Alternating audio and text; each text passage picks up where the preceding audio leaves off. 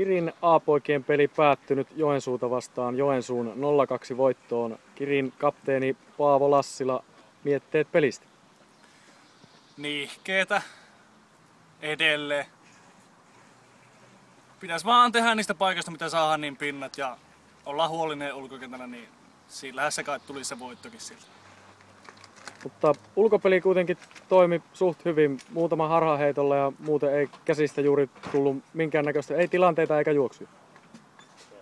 No se riittää, kun annetaan pinnoja, mitä nyt annetaan ja sitten ei tehdä itse yhtään, niin se on aika lailla siinä sitten se peli. Vaikea se on siitä mitään tehdä sitten. Mistä luulet, että nihkeä sisäpeli johtuu? Tänään oli kuitenkin aikamoinen lyöntikeli. Merkkivirheitä, jotain korvien välisen valmistautumisen taso on jotenkin huono varmaan useammalla pelaajalla, että ei ratkaisut on minkälaisia nyt onkaan. Kiitos paljon. Joo, ei.